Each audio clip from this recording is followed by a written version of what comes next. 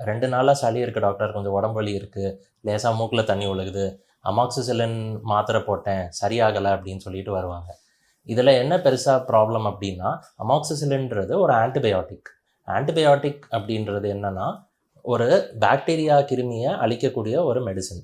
So அது வந்து எப்பப்ப குடுக்கணும், குடுக்கக்கூடாதுன்றது இருக்குது.